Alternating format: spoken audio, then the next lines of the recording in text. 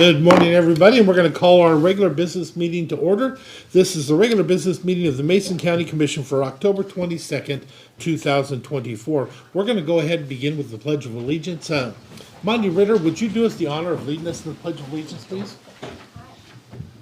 I pledge allegiance to the flag of the United States of America and to the republic for which it stands, one nation, under God, indivisible, with liberty and justice for all. Roll call, please. Commissioner District 1, Randy Netherland. I'm here. Commissioner District 2, Kevin Schutte. Here. Commissioner District 3, Sharon Trask. I'm here. Next up, we have correspondence and organizational business. Wendy Smith, Executive Director for the Port of Shelton, sent in the Port of Shelton tax levy for 2025. Advisory board applications were received from Dean Jewett for the Timberland Regional Library Board of Trustees and the Historic Preservation Commission, and from Jan Goodpaster for the Historic Preservation Commission. Pierce County Planning and Public Works sent in the Pierce County Unified Sewer Plan Update, Determination of Significance, and Request for Comments on Scope of Non-Project Environmental Impact Statement. Paul Weinecke, Superintendent for Southside School District, sent in a letter regarding Collier Road. Peninsula Services sent in a letter requesting a donation of surplus land from Mason County. The Washington State Liquor and Cannabis Board sent in the following: cannabis license application for Shelton Retail Enterprises, liquor license applications for Burger Claim and More and HK and JY Entertainment, Haru Sushi Teriyaki and Wok, liquor license approval for Burger Claim and More, cannabis renewal license application for New Day Growery Group, and Forefront LLC, liquor license renewal applications for PS27 Inc., Trey Agave, and Langdon. The Hoodsport Fire and EMS sent in a letter requesting the county review building standards for roof snow loads. The Federal Energy Regulatory Commission sent in a letter regarding Owner's Dam Safety Program internal review for the Cushman, Nisqually River, Cowlitz River, and Wainuchi projects. And the Mason County Assessor's Office sent in the annual notice of value. Thank you. Item number 4.2, Employee Service Award news release. So Mason County is actually recognizing employees today from 11:30 to 12:30. We have 22 employees that are getting years of service awards.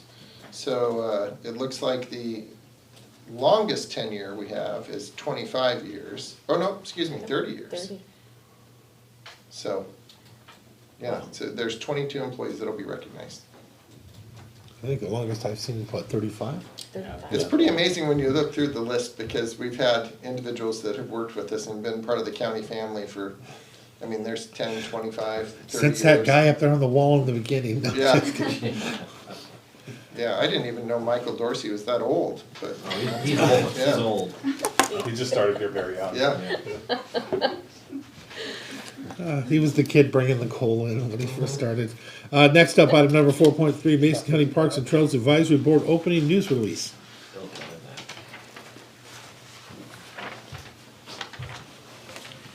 The Mason County Parks and Advisory Board opening. The Board of County Commissioners is seeking applications for community members who are interested in serving on the Mason County Parks and Trails Advisory Board. The Mason County Parks and Trails Advisory Board provides recommendations to the Board of County Commissioners regarding the planning, acquisition, development of parks, trails, and related programs in Mason County. The Parks and Trails Advisory Board is a 7-member board appointed by the Mason County Commissioners. Ideally, there would be 2 positions for each commission district and 1 at-large position. If the vacancies cannot be filled with members from the respective districts as desired, at-large members residing anywhere in Mason County can be substituted. The intent is to provide equal geographical representation from throughout Mason County if possible. Currently, there are 4 District 2 representatives and 2 District 3 representatives. There is 1 open position to fill. If you have an interest in the parks, trails, or advisory, other outdoor recreational opportunities and would like to make a difference in your community, you are encouraged to apply. The Mason County Parks and Trails Advisory Board meets on the fourth Thursday of each month at 4 p.m. Interested citizens may obtain an application at the Mason County Commissioner's Office, 401 North 5th Street, Shelton, or by calling Shelton 427-9670, extension 419, or by visiting the Mason County website. Applications will be accepted until the position is filled. Thank you. Is there any other correspondence or organizational business to come before us? There is none. Thank you. Item number 5, open forum for citizens input. This is your opportunity to speak to the commission on any item that is not on the agenda. If it's on the agenda, we ask that you wait. You'll be given an opportunity to speak at that time. So again, if it's not on the agenda, in the room first, you're gonna have 3 minutes to speak, 15 minutes total for everybody, so if you don't mind, please be brief. I'm gonna start in the room. If you would like to speak to the commission on item not on the agenda, raise your hand and I'll call on you. Yes. Please come forward, say your name and perhaps where you're from. Good morning, Susan Kirchhoff from the Youth Connection. I'm the Executive Director and Founder of the Youth Connection. We provide services to young people throughout Mason County that are 12 to 24. Every day I come across challenges within our demographic addressing the growing need for affordable housing. It's not just us, it's everywhere. Access to treatment center and mental health support. I feel like we're in a vicious round robin circle. As a person who has lived experience with homelessness on 3 different times in my life, I will tell you the housing instability is a big crisis. I recognize the absolute necessity to address this and a growing issue within our community. Just this last week, Washington State Commerce did a 5-year homeless housing strategic plan, which shares many great focuses, which include increasing the number of permanent housing units across the state. I'm encouraging, if you have the opportunity as commissioners to apply, or Mason Health or whatever, there is going to be a lot of funding they're pushing for to help the statewide homeless crisis system in performing goals that they're hoping for is high performing, has accountability and transparency, expanding connections and coordinating between systems to include behavioral health organizations, jails, prisons, and youth services as their focus. Involving individuals with lived experience in the process and learning how best to work with and improve the situation within our unhoused population. They know what works. We shouldn't just guess because they do understand. As we look at the situation in our community, I see amazing opportunities to work with and improve our system. Just 2 weeks ago, I met with Community Lifeline, which we all know has been a sore subject in our community. They approached me to be a consultant, and I agreed that I would help them, which I think is really a positive move in fixing our system and helping with the challenges that we have. We have already agreed to some of the changes which will be put in place in November 1st. I'm excited at the opportunity to support them and help them because they are a much needed organization in our community, and we need to have them work in a viable way that we can all work together. The change in my goal is to help change their process and help improve their reputation within the community. I think that the best way we can do that is to work together. I just want to remind everyone here, the majority of our unhoused individuals did not wake up one morning and decide today is the day I choose to be homeless, because I know I didn't do that in my life. Just like myself, each time I was homeless, it was as a result of something out of my control, which caused the situation. So as we pass people who are homeless, remember they are human. Thanks. Thank you. Is there anybody else who would like to speak that's in the room? Yes, please come forward. And make sure it's not on the agenda.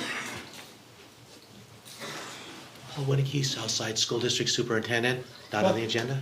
No, you're good. I want to thank the commissioners for accepting my letter and bringing attention to an unsafe situation that we've been working with the county with for the past 4 years. I want to thank Loretta for reopening our conversation so we can address and mitigate the passing situation of cars on Collier Road during our pickup time at the end of the day. I want to encourage you to meet during any pickup time so we can observe it. That includes our parent-teacher conferences where we have students, parents picking up their students at noon. For a half day, we still have the full population of parents there coming in. And on a half day, there's more parents that come in stage to pick up. So seeing them at noon over the 6 days that we have from Friday, October 25th through November 1st is actually a good time to see it if that meets your schedule. All I need in this conversation is about 4 feet. And we're looking at expanding now the west side where we have a neighbor who is actually willing to give up part of their easement so that we can at least pave part so 2 cars can pass going in opposite directions, a stage line that we have for only 6 minutes in a day. So we're looking at something pretty simple to be able to complete, and then looking at a long-range solution with the engineers and the surveyors on maybe on our back 40. Eventually, that's going to take time, and that's going to take investment. And I appreciate your attention and the continued conversation in our community. I don't have my board here. I'm representing the school on my own. They were willing to come down, but I said we're more willing to have these conversations where we can actually make the difference and make the change among the experts. So thank you, and thank you for your attention and your time. Thank you. Anybody else in the audience? Yes, please, come on up, Monty. Pardon me, I'm sorry. So, just so you know, Monty used to be a member of the Parks Board, right? And I have to say, it's a wonderful opportunity for someone. It's a great way to get to know our community. My name is Monty Ritter. I live in the Shelton Urban Growth area. I was on the Mason County Park Board, and it was a wonderful 3 terms that I got to serve. Unfortunately, I would love to be able to go back there, but currently I have the opportunity of working with our park board in creating a trail, which is something that we need in Mason County, that goes from the Mason County recreational area to the city of Shelton and allows the kids at the Mason County High School a safe way to get to the Mason County recreational area without having to walk on the side of Johns Prairie Road. We have an opportunity we were unable to fulfill while I was a park board member, and this week, on Thursday, at the 4 o'clock park board meeting in this very room, we will be discussing. I've been happy to have our park board place this opportunity, this proposal. Pardon me, I'm sorry. We have an opportunity to discuss placing this proposal back on our Mason County comp plan so that it would be possible for our county commissioners to discuss it. The first step is for the people to go to our park board and ask our park board that if they would consider making a motion to approve placing this proposal in front of our county commissioners for them to place on the comp board. I would like to invite members of the community to attend this Thursday's 4 o'clock meeting, either in person here or on Zoom. This is a great opportunity for everybody in Mason County, not just the people who live in the city of Shelton, because it's people from all over Mason County who benefit from this. And so I'm really happy that our Mason County Park Board's taken this up on their agenda, and I look forward to having a discussion with them about this at 4 o'clock this Thursday. Thank you again for your time, everyone. Sorry that It's okay. Thank you, Monty. appreciate that. Is there anybody else in the room who would like to speak to the commission on an item not on the agenda? If so, please raise your hand. Pick that time to rub your eyes. Yeah, that's all right. Is there anybody on Zoom that would like to talk to the commission about an item that is not on the agenda? I'm going to go ahead and call on one right now because I saw you. Yep, go ahead. Please say your name and perhaps where you're from or representing. Good morning, everyone. My name is Tamara Inkwaldson, and I live in the Lake Limerick area, and I'm speaking on behalf of New Horizon Communities to invite you to our solar panel ribbon cutting on October 30th in partnership with South Sound Solar. And so now all of our villages have solar panels on all of the tiny homes and the community buildings. So we'd like to invite you to join us on October 30th at 11 a.m. at our Shelton Veterans Village. And you can go to our Facebook page to RSVP, or you can email me at info@nhcvv.org. communities.org to let me know you're coming, and we'll have a little bit of light refreshments, but it'll be really cool for everyone to see how we've been able to accomplish solar panels and everything to help minimize our carbon footprints, and also to help look at different ways that we can really leverage resources and investments and be able to then redirect those savings into working with our residents, bringing on-site programs to meet them where they are to help them be more successful on their path and goal. Excellent, thank you very much. Is there anybody else online who would like to speak to the commission on any item not on the agenda? Please unmute yourself, say your name, and I will call on you. Or you can raise your hand. Anybody else on Zoom would like to speak to an item not on the agenda? Unmute yourself, say your name, or raise your hand, and I will call on you. Hearing none, one last chance. Anybody in the audience? We will move on to item number 5, or item number 6, adoption of the agenda. Mr. Chair, I move adoption of today's agenda as presented. I'll second. It has been moved and seconded for the adoption of today's agenda as presented. All in favor signify by saying aye. Aye. Aye. Any opposed? Motion carries. There are no minutes, so we're going to go ahead and move on to item number 8. Item number 8 is the approval of the action agenda. All items listed under the action agenda will be read into the public for record, after which you'll be given an opportunity to ask a question to decide whether or not you want to take it off for a separate vote. If you'd like to testify or see how we vote separately on an issue, you would have it taken off, and we will address it individually. With that being said, I'm going to go ahead and read item number 8.1 through 8.3. Commissioner Trask, if you will read 8.4 through 8.7. Commissioner Schutte, if you'll read 8.8 through 8.10. I should have took that last one. Item number 8.1, approval of warrants and treasurer's electronic remittance, claims, clearing fund, warrants number 8107988 through 8108249. The amount, $1,975,690.01. Direct deposit fund, warrants number 110316 through 110724. The amount, $915,946.72. Salary clearing fund, warrants number 7008424 through 7008459. The amount, $1,217,309.24. Item number 8.2, approval of the settlement agreement, release of all claims in the Eric Hurd versus Mason County lawsuit filed in Thurston County, cause number 24-2-03410-34. Item number 8.3, approval of resolution of intent to execute a permanent and temporary easement on parcel number 41901-12-60000 to Northwest Pipeline LLC for the installation of a anti-corrosion facility, and approval for the chair to execute the permanent facility easement agreement and temporary construction workspace easement for the 20-foot parameter and 20-foot temporary easement along Quallam Road on parcel number 41901-12-60000. Item 8.4, approval to remove Dennis Hamilton from the Mason County Parks and Trails Advisory Board due to lack of attendance. Item 8.5, approval to replace the Walker Park caretaker's roof for the approximate cost of $10,000. Item 8.6, approval of the following recommended homeless response system funding amounts. Crossroads Housing, $112,000. Rental Assistance Fund, $125,000.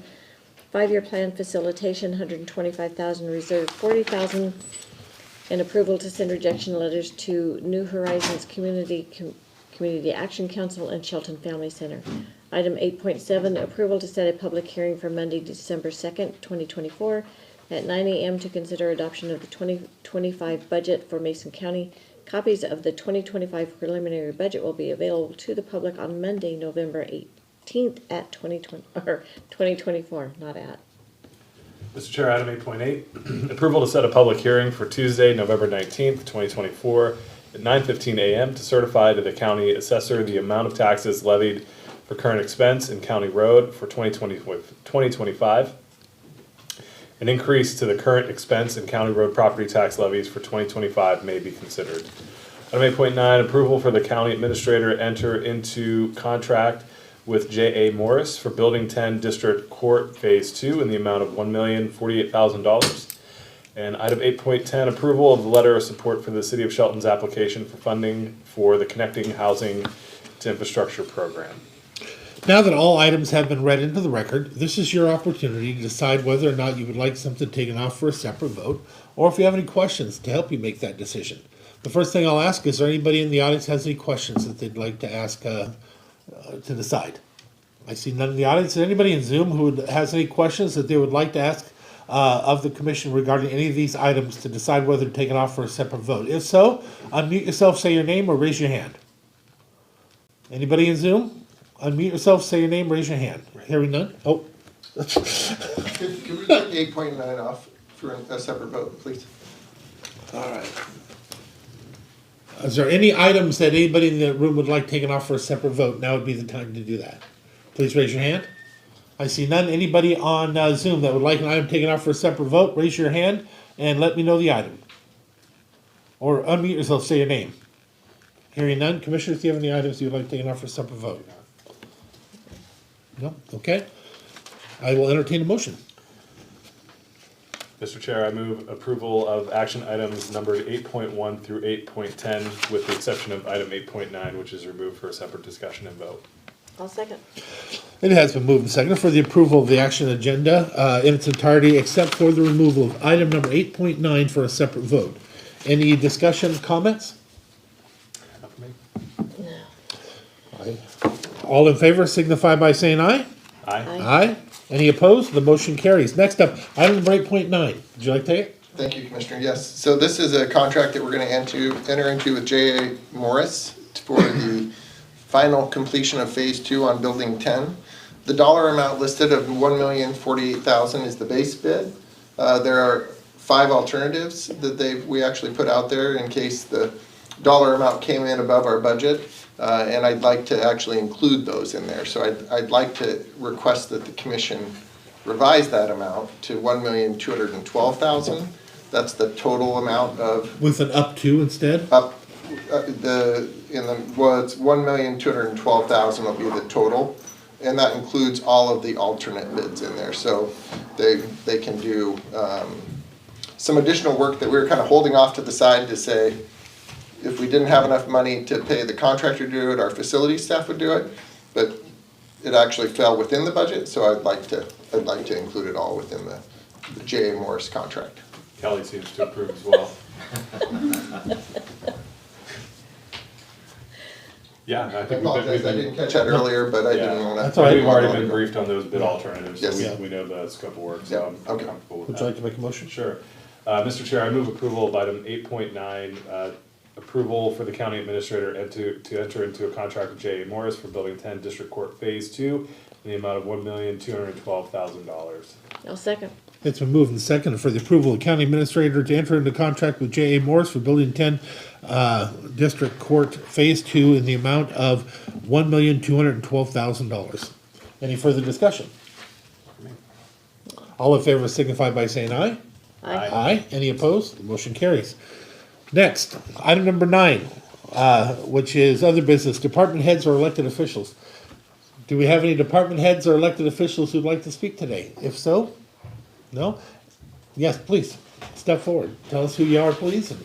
Good morning, Loretta Swanson, Mason County Public Works Director.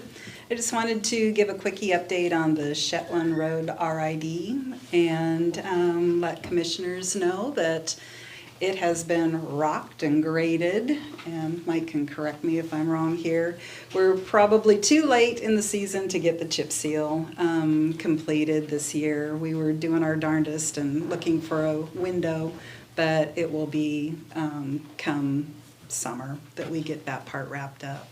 So I want to thank our crew who did an amazing job in getting things out there and rocked up and in good shape for this winter. And a quick shout out to the Lake Limerick crew or the community. I know that can be intrusive when you've got trucks and trailers creeping through the community, but 2 days worth of hard work and we got her done. So hats off to our crew and hats off to Mike and team, and thank you commissioners for forming an RID, and we'll get her buttoned up next year.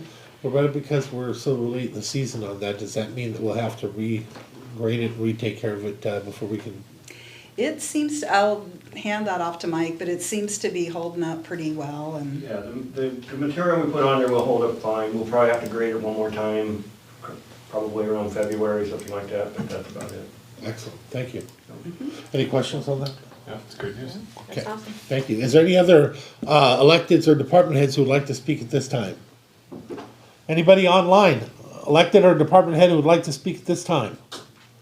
Hearing none, we will move to item number 10, which there is no public hearings, so that's board reports and calendars. Commissioner Sheedy, if you don't mind starting us off, Commissioner Trask, then myself.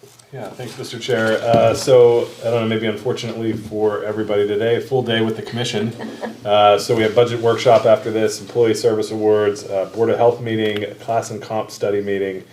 And then this evening, I will be attending the MACECOM employee recognition as well. Super excited to be a part of that. Those folks over there have had a tough several months as they work through the transition and just do a tremendous job day in and day out under tough circumstances. So excited to be able to get out there tonight and show some gratitude to them. Going forward this week and next, also have Housing and Behavioral Health Board, have the Small Business Administration Workshop out at Public Works, Behavioral Health, or Thurston Mason BHASO Governance Board meeting, LEAD quarterly meeting.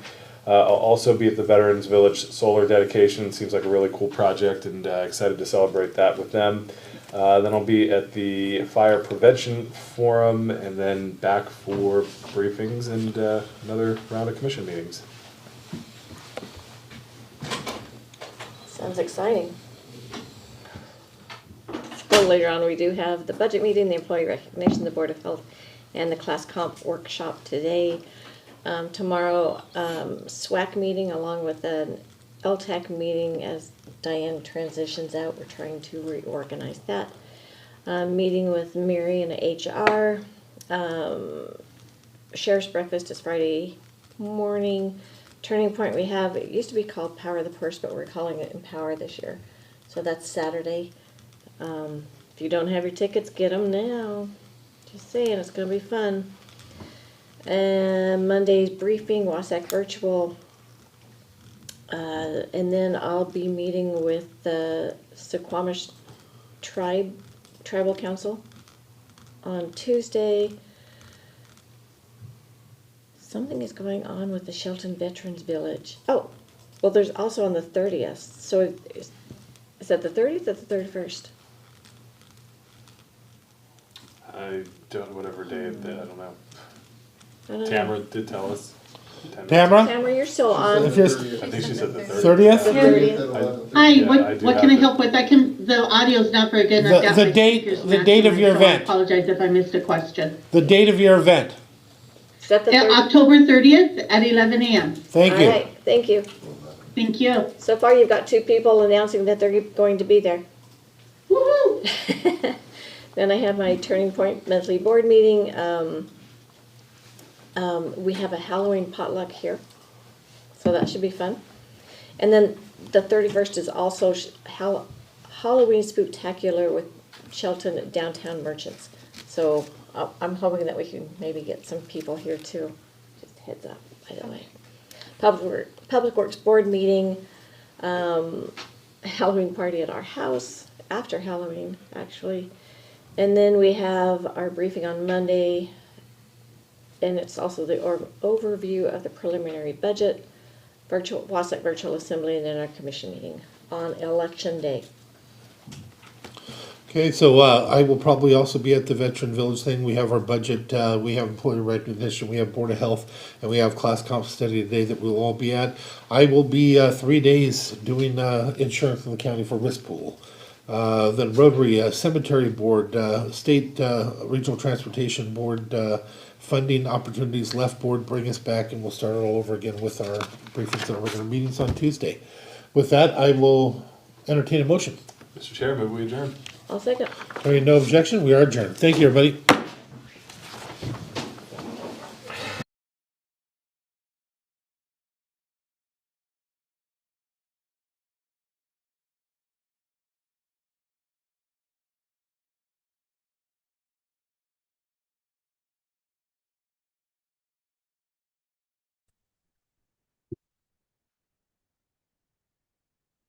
Okay, sorry, everybody. I'm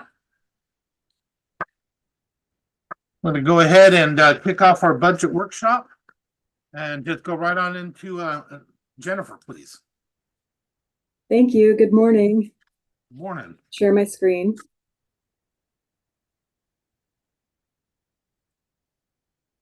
And we'll do just a quick overview of where we're at. I went ahead and took another look at the beginning fund balance estimate, and I think that 26.5 million is going to be a pretty fair estimate for the January 1st beginning fund balance for current expense.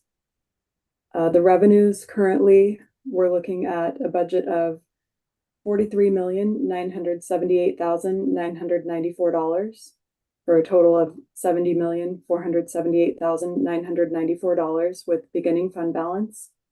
The salaries and benefits estimate for the general fund is $36,325,067.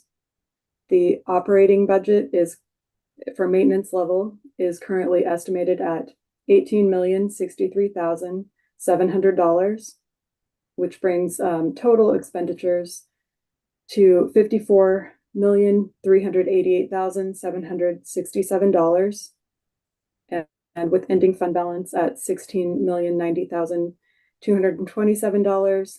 That brings the total expenditures to $70,478,994. And we are currently budgeting 287.62 full-time employees or FTEs. The policy level requests are currently $3,702 or $3,702,903. And we can run through all of the general fund PLRs right now, if you would like to do that, or if you have any questions, commissioners, on the maintenance level. What I would like is the ones that we've talked about before to see which ones you would recommend shifting over to maintenance, and then dealing with the other ones individually. Commissioners, okay. You okay with that? I see one head shake. Okay. Yeah, I mean, if Jennifer has specific recommendations, I'm always open to hear those. Yeah. Okay, I'm gonna do a new share. Okay. And move over to the individual policy level requests for the general fund.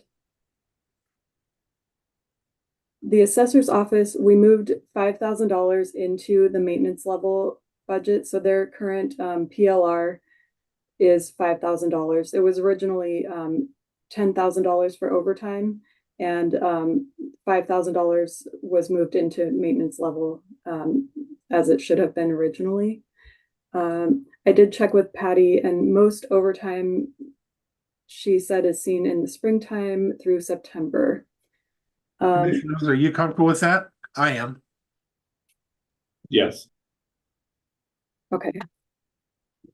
Yeah, I'd rather, I don't know, overtime drives me crazy. I guess crazier. I would rather, I don't know, if they have to have it, then yes. I just kind of have heartburn over all overtime. If they need it, they need it, and then they come back and ask for it. But that's where I'm at with the overtime. So on this, I agree with you on the majority of them also, Commissioner Trask, but on this particular one, they didn't have an overtime line at all. This is, from what I'm understanding, this would give them an actual overtime line like they should have had. And that was the amount that Jennifer thought would be acceptable in it. I'm going to be agreeing with you on 99% of any other overtime. This is the one thing that I saw that I think is appropriate. Just to clarify, they do have $5,000 in their maintenance level overtime currently. They their overtime for 2023 was $6,589, and so they're asking for an additional $5,000. I mean, I don't feel like it's out of control ask. I feel like it's reasonable, but I do agree with Commissioner Trask that overtime, I mean, they could come back and ask for it if they need it. Huh? Relative to the other asks, it's pretty small, but they are relatively smaller department or And office. this was your request to put it into maintenance, right? Commissioner Shudi, have you shifted? Or are you still in the same or? Yeah, so I raised the overtime issue initially in our first workshop and our second workshop. And when you have PLRs that total $325,000 plus in overtime requests, Yeah. I think that speaks to some management, discussions. But in this particular case, I think this is fixing what should have been moved over to maintenance in the first place. It's not an overage like we see in several of the other requests for overtime. And so after having discussed this with Jennifer and Mark last week, I think this is the one exception to the no overtime increases rule that I would probably have. Thank you. Commissioner Trask, can you join us on that one? On this one Yeah. specific one? Yeah, I could probably join you on that one. Okay. What else you got, Jennifer? I'm just keeping track. No problem. Gotta center them or it's gonna drive me crazy. Okay, so the next thing that we have is the auditor's request for the deputy position. I did go through and calculate my own cost on this. The original estimate was $128,903, and I'm not sure exactly how that was calculated, but when I went through and went, okay, the person that may be moving up into this would be at step 10 on the non-union salary scale, based on where that person is at on the current scale. And so this would be the cost, $136,464. The difference between that and the $127,910, the current cost is $8,554 and not the 900 and whatever it was that we had originally thought. So just a small change there. So I wanted to point that out. So Jennifer, if we were to create this position, are we going to completely remove the other? I mean, that's up to you. I mean, it seems odd to me to just eliminate that position and then, put in this in lieu of this new position. I feel like, that is begging for a re-ask next year, right, for this other position. So that is my concern on this one. I didn't understand what you were just saying. You're thinking, because it would make sense to me if we are replacing it.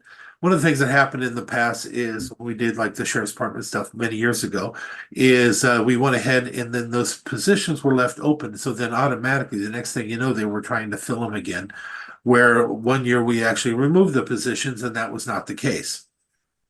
It would make sense to me that if we agreed to do this, that we would actually remove the position because we were told there would not be a backfill. That, at least that's what I understood. Hold on one second, Stephen. I'll call on you. I want to just see from what Jennifer's thinking first. I mean, I feel like that is completely your call, commissioners. If this position is instated, the deputy position, and then the administrator for elections position is removed. I mean, whether or not you choose to reinstate that position later on would be completely up to you. I just feel like it will probably be asked for later on, just from, past experience on when we do eliminate positions, they usually get asked for later on. So that's where I'm coming from. So, I mean, yes, the cost right now is $8,554 for 2025.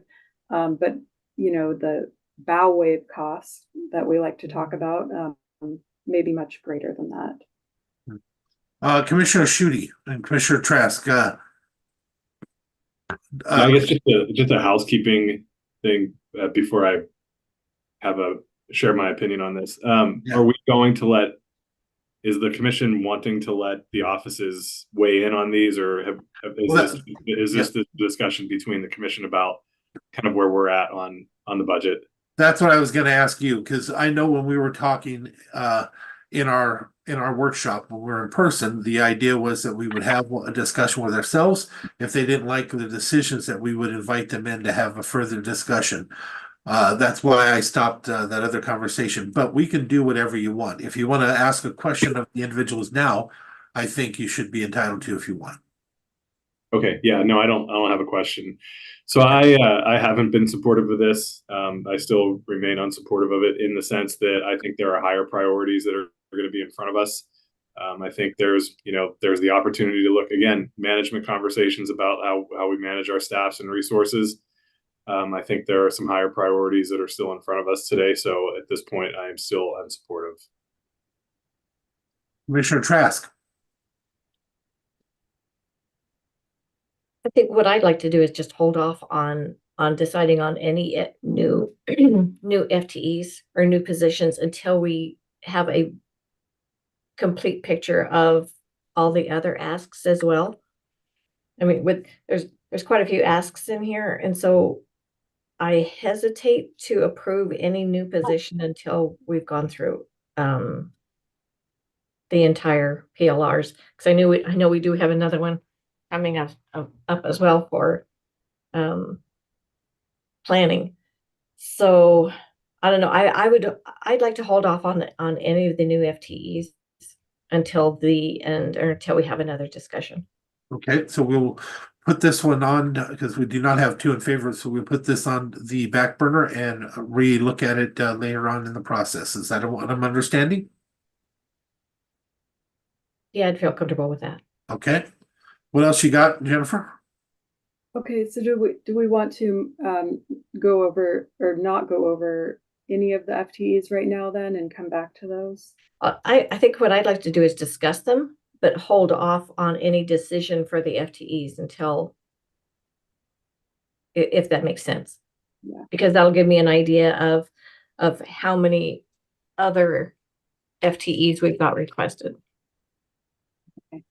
So the next one is for the auditors financial services. They're asking for one FTE for their office, and the cost is $102,445. And then they're asking also for the equipment for that position, $2,455. Now, in further discussions myself and with Jennifer, I actually think that the two are connected. So I'm going to back into that for my own opinion, because I'd like to see us grant the change of position, and instead of one full-time employee position added, to add another half-time, because they have a half-time employee now, to add another 0.5 to their scale as a combination between the two. Yeah, I think I would rather move that half FTE to a full FTE if we're going to do anything there. Kevin? Yeah, that makes sense. Okay. So can we go ahead and allow her to move that over as an additional 0.5 at this point? Are you comfortable with that? Is that what I just heard? Yeah, so that would change the request from 102,445 to approximately half that. Is that right? It would be approximately 45,000. About 45,000. So did I understand that we can allow that to happen? Yeah. I'd feel more comfortable doing that one because it's Okay, not adding an FTE. It's putting one full-time. Increase. So you have 3 on that one. What else you got, Jennifer? Just to clarify, Commissioner Trask and Jen, my understanding of the original request was removing the elections director position and Yes. creating the chief deputy position. That's No. what I understood as well. I think we're talking. Oh, I thought we were talking about. Yeah, you are, Commissioner. He just asked a different question. The only thing you agreed to, from what I heard, and correct me if I'm wrong, Commissioner Schutte, is the 3 of us agreed to, instead of a full-time FTE, we agreed to add an additional 0.5 to what they already have because they have one that's a 0.5 now. That all three agreed just to that. This is separate from the request for elections administrator. Yeah, Mark, this is the FTE and financial services discussion. Right, yep, I'm 100% with you guys on that. And so just based on the comments that you made, that it's not creating a new FTE, right? So we're saying that it's we're just taking an existing FTE that is currently funded at halftime and making it full-time.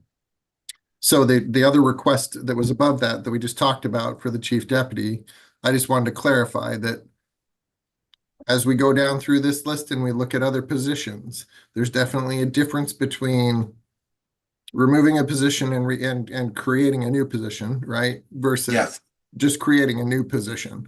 And so I just wanted to clarify that my understanding of the initial item that you had on there was the elections administrator.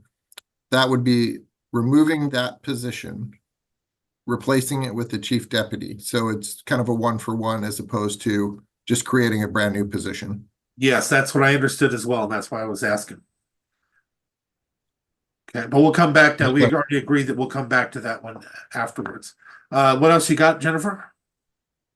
And this is assuming too that this employee would want to move to a full-time. No, that's not our assumption or our job.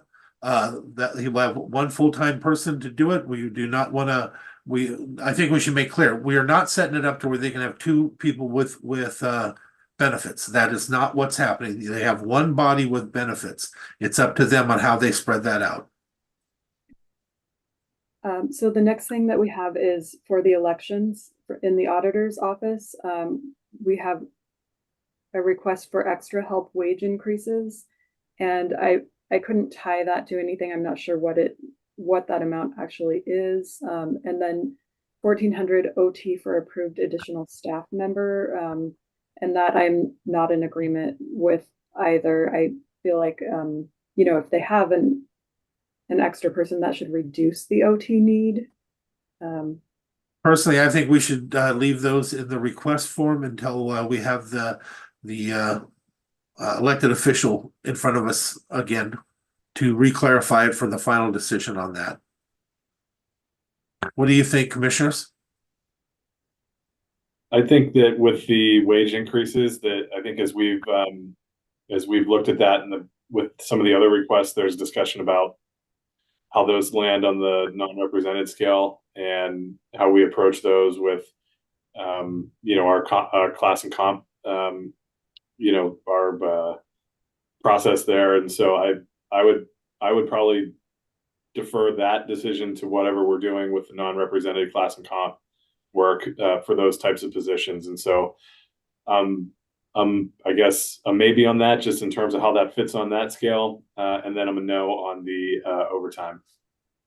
Okay, so just to clarify, just so you know, I can go along with the same concept of we add that into the non-rep scale. We have that looked at through HR, and those decisions are made at that point through us. That doesn't bother me. I actually prefer that.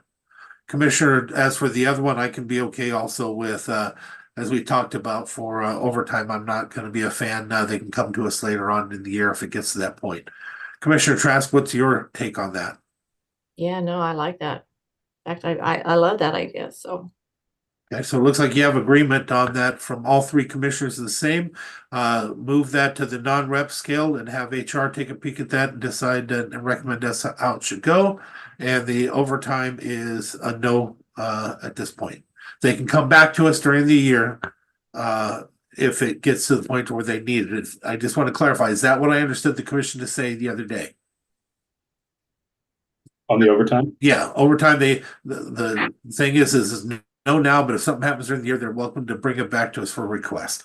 Yeah, I mean, that's always the case, I guess. And I think that, the flexibility that they have between moving, their limits between operations and personnel, I think gives them some budgetary flexibility. So just as a general rule of thumb, I don't know if this is going to help things or along today or not, but I'm a no on all the overtime increase requests on these PLRs. So that's my.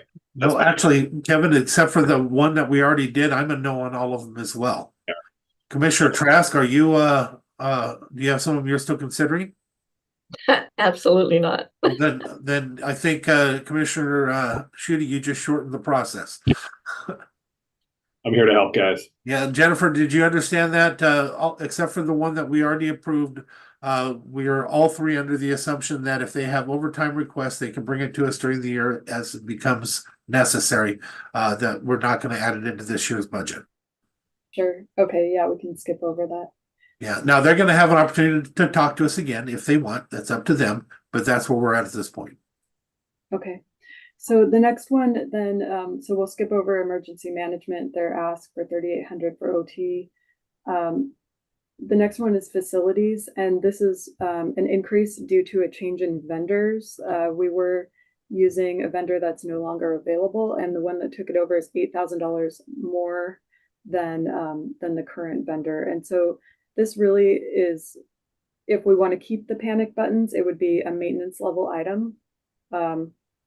If we don't, then I don't remember ever voting to keep to start them, but for myself, I don't worry about it. But there's so many others that I think it's important that they do have it as an option in front of them. Commissioners, do you disagree with that statement? And if you don't disagree, do you agree that this would be maintenance?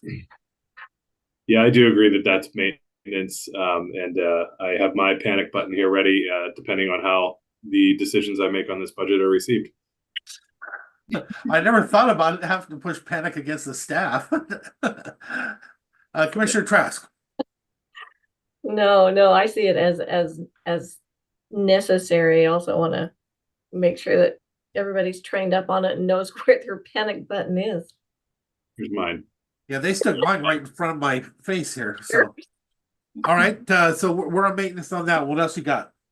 so this one just to let you know, this one was added after the budget workshops, or else I would have added it into maintenance, but the change in vendors happened after the budget workshop, so that's why I added it as a PLR.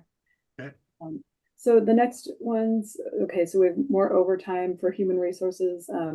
We have travel, training, more travel and training. So yeah, this total request for HR is 21,500. Do they already have a travel training line item in their budget? Yes, they do. So this is an increase over their travel and training budget and their current.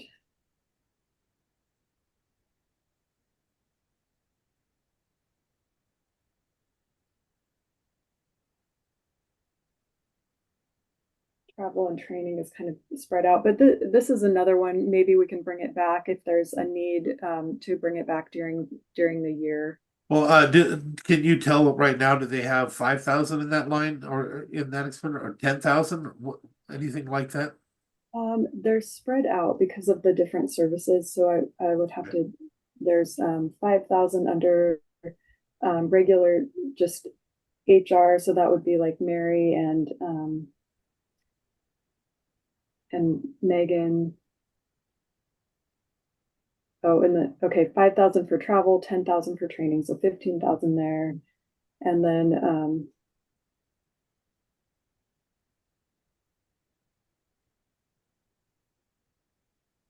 in risk. So right now for that department, it'd be pretty safe to say we have over 20 grand in, or around 20,000 in current training. Or I'm sorry, part of that was in the PLRS. So they have 1,500 for travel and 5,000 for training. So that PLR ask is 8,500 under Mary and Megan. The PLR ask for risk is 7,500. They have 2,500 for travel currently budgeted in the maintenance level budget, and looks like 2,000 for training. So how much are you saying they have currently in their budget about? they have, okay, so 4,500 there. What did I say up above? They have 6,500, 11,000 there. I got 11. And then BOE, they have 1,500 in travel. And then civil,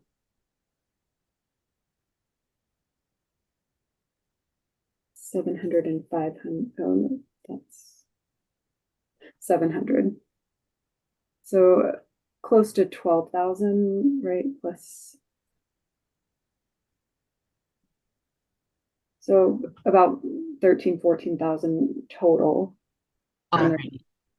With that known, commissioners, how do you feel, Commissioner Trask? I'd rather not at this time. Okay, Commissioner Shute?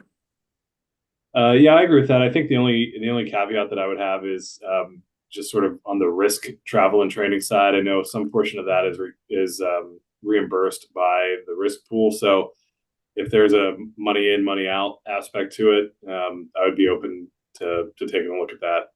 Can you find that out for us, Jennifer? Yes, I Because will. I know that to be accurate also. So if it is, I don't mind money in, money out. Okay. So if it is, do you want me to just move it over into? Commissioner Trask, if it is, are you comfortable moving it over? If it's money in, money out? Yes and no. I would like to know, because there's extra requests. All of them say human resources and risk. So I would want those to be separated out. Well, I see the last two are risk travel, risk training. Yeah, we were only talking about just the risk if it's found that it is reimbursables.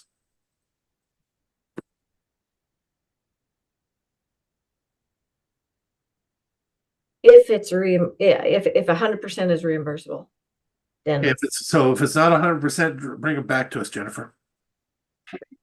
I think I understood that's what Commissioner Trask said, and I'll agree with that. Thank you. Okay, so the next one that we have is the clerk overtime. We'll skip over that. So district court, we have the deputy administrator position ask.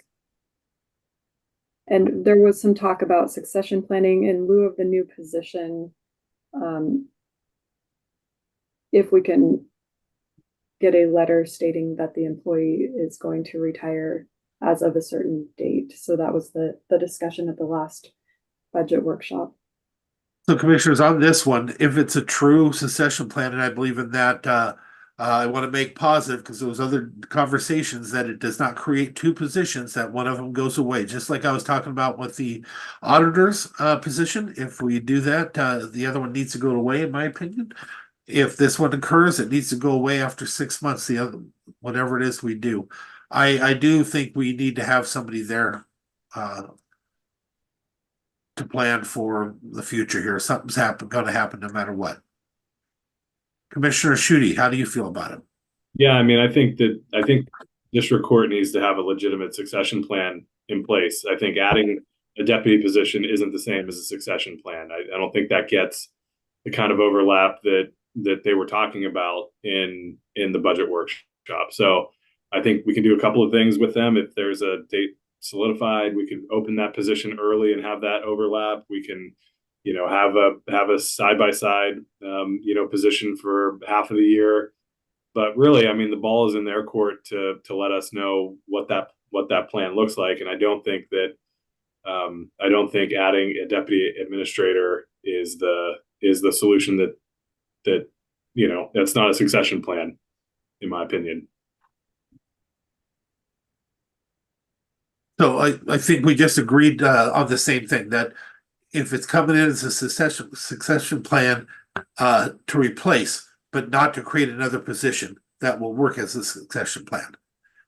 Right, because I mean, I think ultimately it's just the way it was described in the budget workshop isn't a succession plan. It's let's hire a deputy administrator, train that person for 6 months, and then we would have a vacancy in the administrator position that they would want that person to potentially slot into after the same amount of training that we were told wasn't enough time to train in a succession plan. So I think they need to have some conversations internally about what it is that needs to look like, and then they can have that sorted out and come back to the commission for an actual succession plan that could work.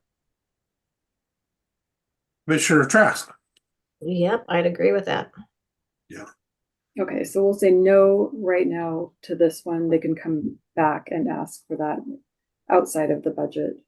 Or they can still ask for it inside the budget, but not for that position. It would be a shadow for the other position is the only thing I'm interested in anyway. And I think that's what I heard Kevin just say as well, and Sharon just agreed. Did I couch that correctly, Kevin? Yeah. Okay, so what we're saying is if it's a shadow position, Commissioner Trask, you agree as well? Yeah, no new position. If Yeah. succession planning, absolutely. Okay, so we're open to a shadow position for 6 months or so, but not a new position. So it's a no on a new position. Yes, if it's a shadow of the current job. And so that would cut that about in half.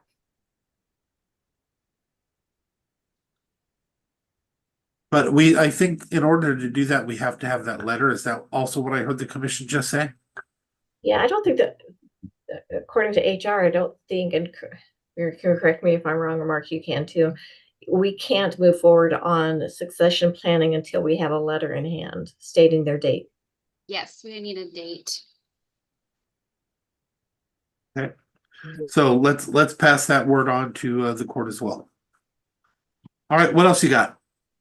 Okay, so the next one is the overtime ask for the implementation of the new case management system. So this is a little bit different overtime ask. And they currently have 0 budgeted in overtime for district court.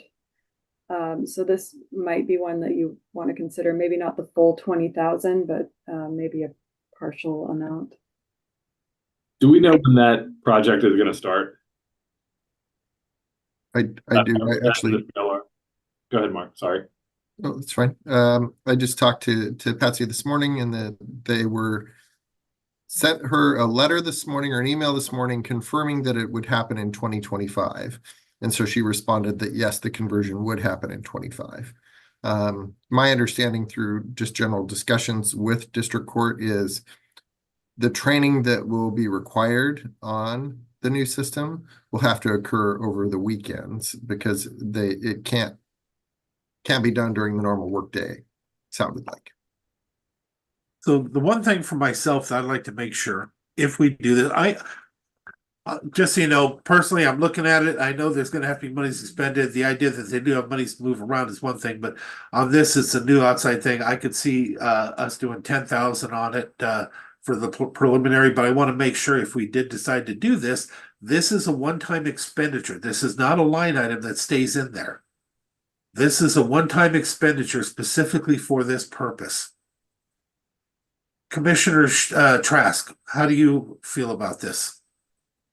Yeah, and for that reason, a one-time ask, I feel like they could come to us to request the overtime. I just don't want to be. That's valid. That's valid. Commissioner Schutte? Yeah, I mean, I think it would be great to see what the plan is for when that implementation is supposed to happen and what that actually looks like. It sounds like we don't have a firm date for it, even though it will be in 2025. So I do view this as a one-time expense and would be supportive of it, but it would be great to see what the plan is, for when that happens. Because if it's second half of 2025, then you all could revisit that, in a budget supplemental or something like that. But I would not have an issue with approving this based on the fact that it is project specific. The full amount or half, or what are you thinking? Yeah, I mean, I think we could do half, and then there could be another conversation about the remainder once the plan is solidified. Commissioner Trask, would you be able to stomach doing half now with the rest coming back, as long as it is item specific? It is only for this purpose and does not stay as a line item in the budget. Yeah, I definitely don't want it to have. I would like no overtime to have a line, but if we can guarantee that it's not in there next year, that would be good. Jennifer, is that something that you could do to put it in a manner to where it disappears next year? That is a one-time expenditure, maybe a line for a one-time expenditure for whatever you want to call it. Don't even have to call it for overtime, but for implementation of the project or whatever, so that we know that it comes back and disappears next year. Yeah, we can try to put a description on so that it doesn't get carried forward. It is kind of difficult when we're looking at thousands of lines to catch those little nuances. So just, I mean, yeah, we can try to remember to catch that, but sometimes those do get, lost in the shuffle. So it may be safer to add it next year. But even if you did, it'd be a line item for the same thing, and we still face the same issue. Yeah, the difference being when we do the maintenance level budget, if we use the adopted budget as the base, sometimes those things are difficult to catch. So that's my fear on doing that. I mean, now that we've talked about it, I will most likely remember it, And Commissioner Trask, you can remember it next year, right? If neither one of us are here, then Sure, Mark. Put that on. Mark, you can remember it next year, right? Got it in the steel trap. So Okay. let's go ahead and move forward with this so we can keep going. Let's move forward at 10,000. Try to make a specific line item, and this is only for this one specific thing. It is not an overtime line. It is a implementation cost on this item. If they need more than that during the year, they can come to us to fill in that line item. Yeah, the unique part about this is we're gonna have to pay the employees to come in, right? So it has to be recorded as overtime. Yes. But my other concern would be if we have a retirement in the first half of the year and we do the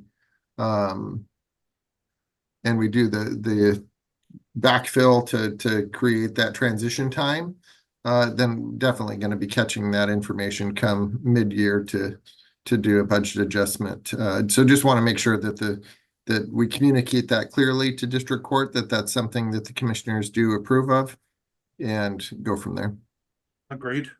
Okay, all three commissioners comfortable, and can we move on, or? Good with me. All right, what else you got, Jennifer? Okay, so district court has $30,000 for the new case management equipment needs. Talking to Patsy yesterday, she had said that this will most likely be needed to purchase in 2024, and we would like to ask that it be purchased out of trial court improvement funds, this and the JAVs. So that would be, I believe it was 78,000 in total. In trial court, they have 50,000 budgeted right now for use. And so, or was it 78,000 just for the JAVs, and then an additional amount for the case management system? That's correct, Jen. Okay. 78,000 for JAVs. So they would need roughly 110,000. And so if we can do that as an amendment to 2024's budget out of trial court improvement, that's what I would recommend doing. So not any of this, you recommend doing all of it out of the amendment to the 2024 budget? Is that what I just heard? Yes, and then if it ends up being needed in 25 instead of 24, we can amend the 25 budget at that time. No, I'm comfortable with that. Commissioner Schutte, are you comfortable with that? That works for me. And just to confirm, sorry, that real quick, that this is coming out of trial court improvement funds, Jen, not general fund. Correct. Okay. Which is better for Sorry. us. So Sorry you to remove interrupt, that Commissioner. completely as an expense amount. I like that. Commissioner Trask, are you comfortable with that as well? I am, yeah. Okay, let's make that happen, Jennifer. Okay, thank you. So the next one is the furniture. We already talked about that yesterday. That would be the furniture and equipment for district court coming out of LATCF.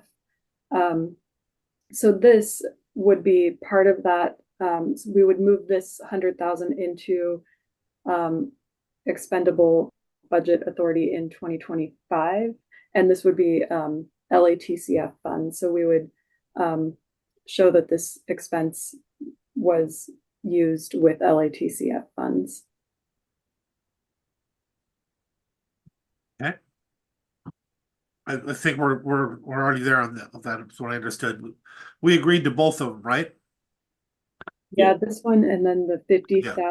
50,000 out of No, I Superior. meant the commission. The commission both agreed to both of that. Yes. Yes, we did. Okay, the next one that we have is the 65,000 that was briefed yesterday by Community Development for remodeling. So their furniture, carpet paint, and ceiling tiles. So I just moved it forward onto this. So on this one here, is this paid for out of the general fund or is it a special fund purchase? So community development really could be an enterprise fund if we chose to renumber the fund as a 400. So we track the cash separately, and I need to make a beginning and ending fund balance. I'll work with Leo on that to maybe add that to 25 to add to 25. We can either do it in the budget now.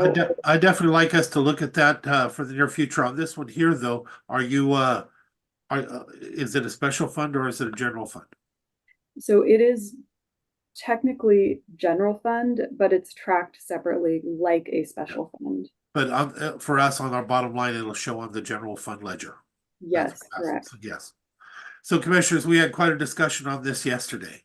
Do you want to wait and relook at this later on, or do you have a desire you'd like to do right now? Commissioner Trask, you were the most vocal on it. Yes, I'd like to have you lead off that discussion if you don't mind. I was kind of vocal, wasn't I? You were spot on though. You put us in a position where we're looking at maybe a hybrid even, which may save us 20,000-30,000. Yeah, I'd kind of like to have this come back to us to see what, I mean, Make the decision in the end. right. I'm Yeah. good with that. Commissioner Shooter, are you comfortable with that?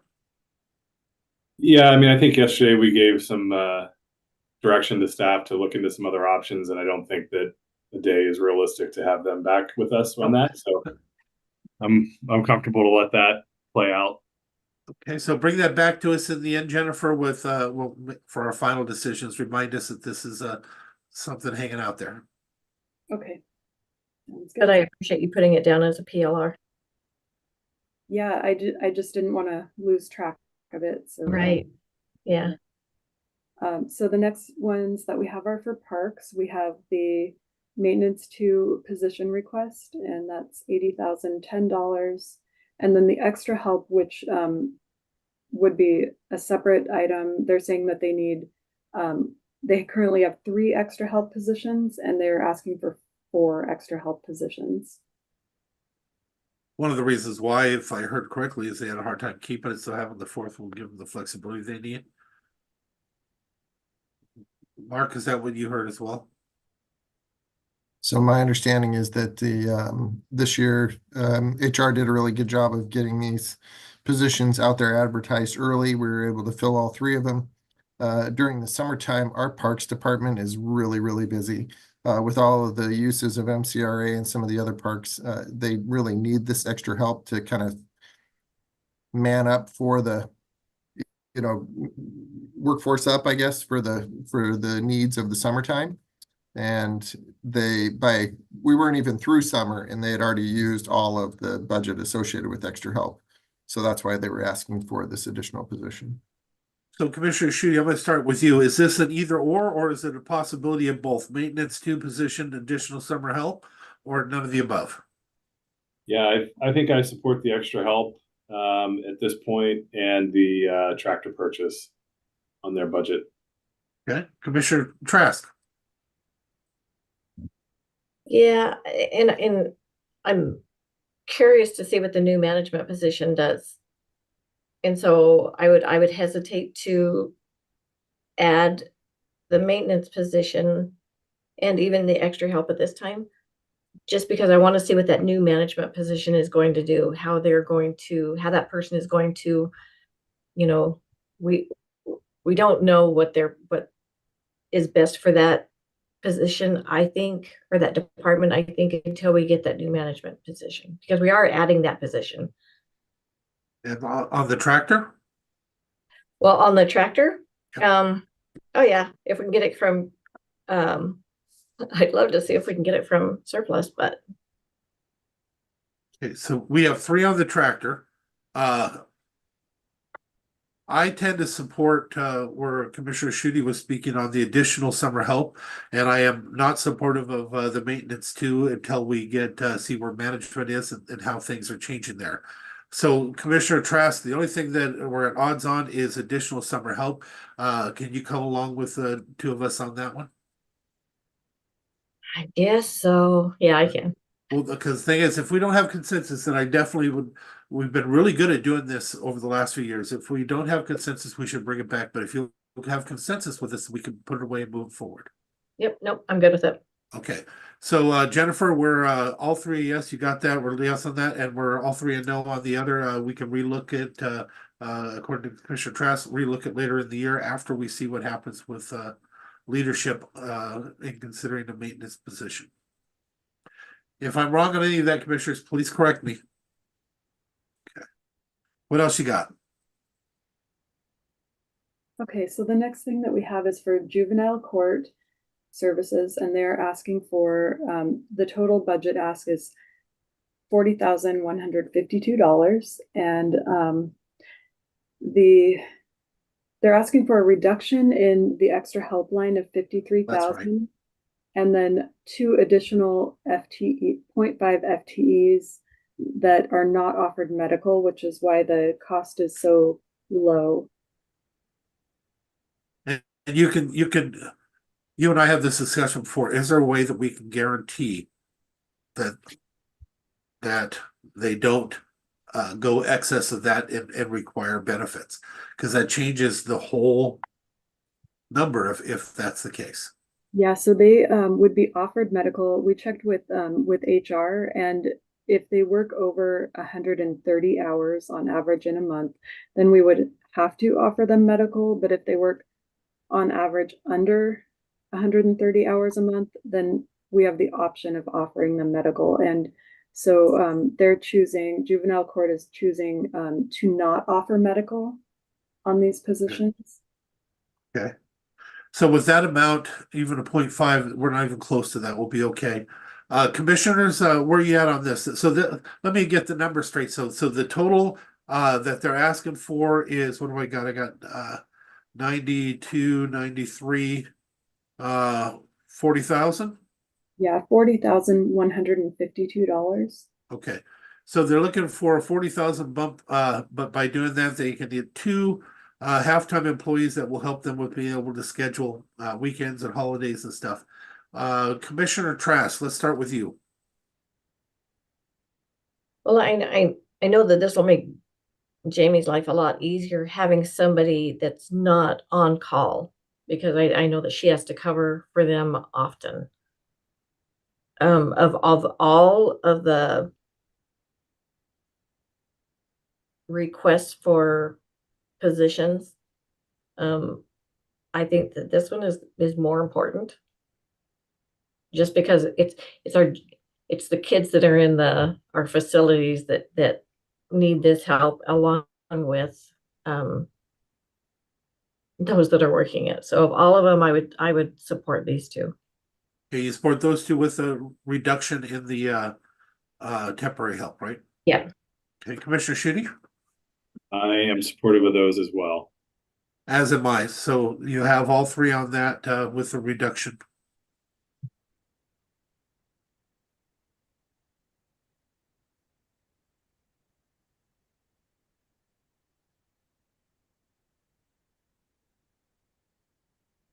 Okay, and the next one that we have is the replacement of the dilapidated cabinetry, 48,000. And REIT 1 could pay for that. That is a REIT eligible expense. Commissioner Schutte? Yes, I'm comfortable with that plan. Commissioner Trask? Yeah, that would work. I'm hoping that they can get it less than 48,000. And I'm supportive also because this one could come out of REIT, so it's not the general fund, so I'm a yes, so that's 3 yeses.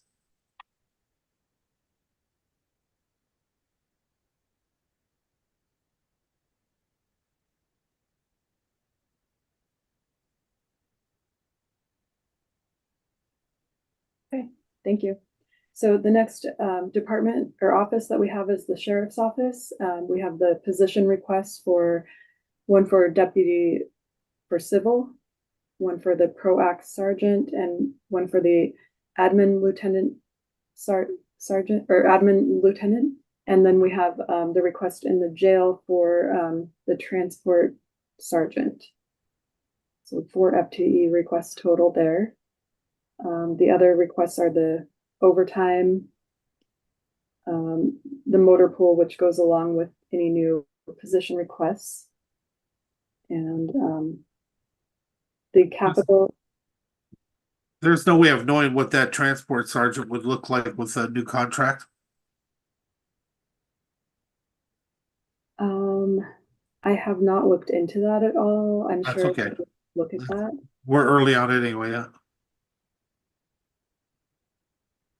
And the sheriff's office did respond about the 5 CSO positions. They currently have 3 filled and 2 open, and they would be open to, they said, open to converting those 2 CSO positions to corrections deputy positions, if that was what you were wanting to do. Commissioners, do you mind if I just jump right into that one? Because it's not on our list. Are you comfortable? I'd like to go ahead and do that if we have that opportunity. Now, with that comes a cost.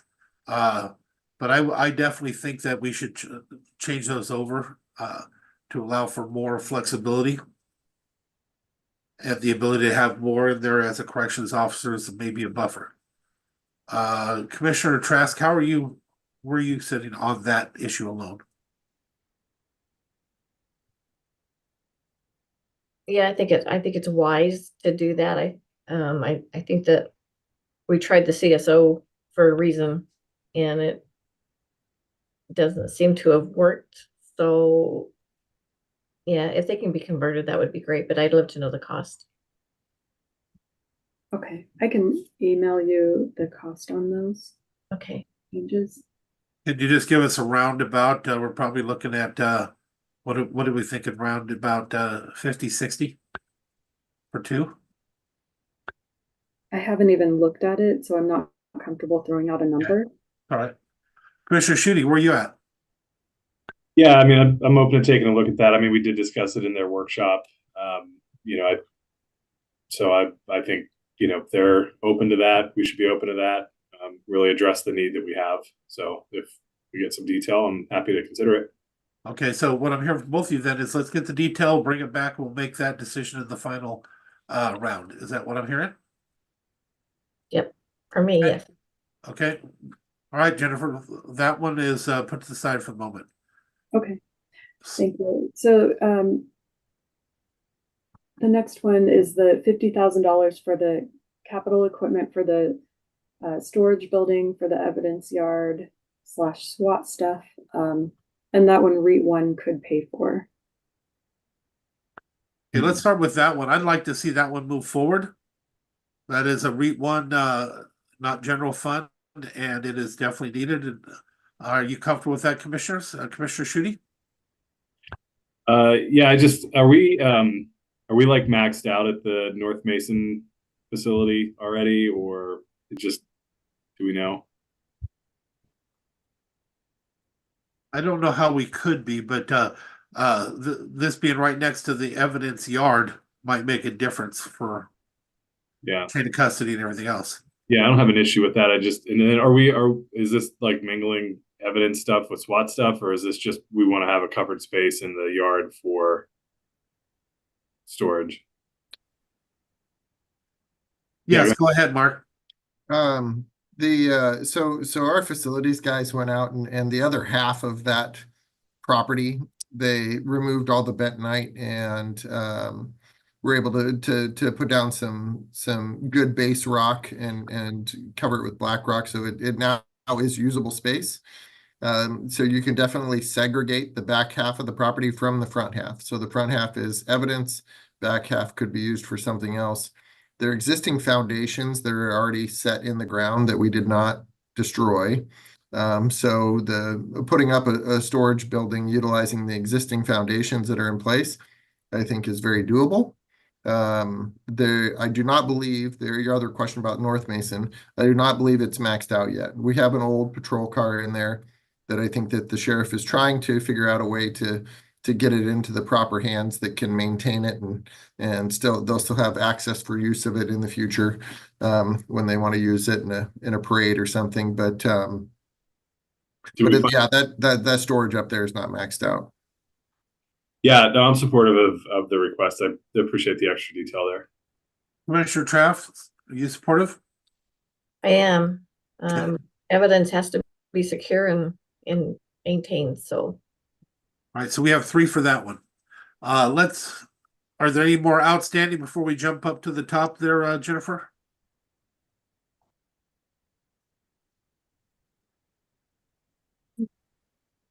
So everything, the more overtime, and then the Nisqually that we have talked about a lot lately, the total ask for the 2025 budget is $1,190,000. And I mean, that one, if we don't have staff, we can always move salaries and benefits down to operating in the 25 budget. And if we have staff, we shouldn't need it. Yeah. All right, so you want to start with that one, Kevin? Let's just start with that one. Now, we've had different discussions about it. The idea of moving money into a line item for Nisqually or keeping it where it's at and handling it the way we've done in the past. Where are you at on that? Yeah, I mean, I think the way that we've handled it has been fine. As long as we're able to track what we're doing, I think that's what's important. And again, the point was made, hopefully we're able to staff up and reduce the amount of reliance we have on outsourcing there. So I would say no for now. Okay. Commissioner Trask? I would say no as well. As will I. We'll continue to do things how we've done it.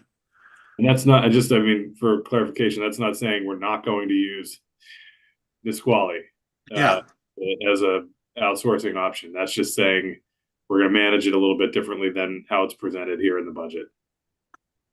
I'm saying that we'd probably manage it the way we have in the past, where we just move it. All right, let's go to the top. There's one thing I want to throw out there to you to consider, commissioners. And I know that there's a heavy look at not doing any of these, or maybe some of these. There is the possibility of, again, moving a few $100,000 from in a diversion in order to accomplish some of these things, if that's what you chose. I just wanted to throw that out there to remind you that that's an option that's out there. So with that, let's start at the top one. Deputy for Civil, where you at on that one, Commissioner Trask? I'd still like to hold off until we've gone through the entire budget to talk about new positions. So is your preference right now to skip conversations on all these? I would, and then I would like to, on the positions, what I would like to do is speak to the different offices so that they can,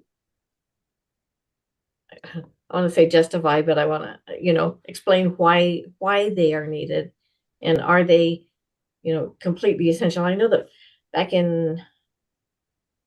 they're down quite a bit on staff from where they were a few years back. But I just want to make sure that any new positions throughout the county are the ones that are most needed and would benefit Mason County the best. Okay. Commissioner Schutte, how would you like to tackle this, or not? Yeah, so I would say that I'm comfortable with the civil deputy, and then none of the others. I think the sheriff's office talked about their mandate for getting paper served, within a certain amount of time, And so I think that's the priority that I would have based on what they presented. Okay, Commissioner Trask, is that something you could lean towards, or you want to still just wait and we'll bring it all and have that discussion at the end?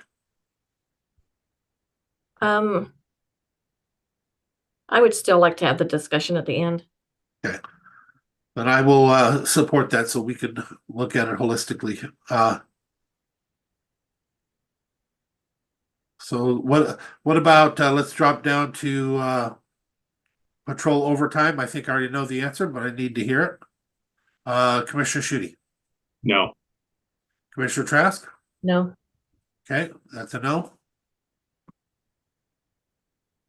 Not that we're saying no to overtime, we're just saying come back to us and ask for it. Now, the way I'm looking at it is it's no to overtime addition in this line. It's not for us to say overtime yes or no, it's for them, and then they come back to us if there's a need for a budget adjustment. That's what I was saying. Yes, I thought so. I just was clarifying. Yeah. Okay, what else you got there? Go back. Okay, patrol holiday overtime. Commissioner Trask. No. Commissioner Schutte? No. Same.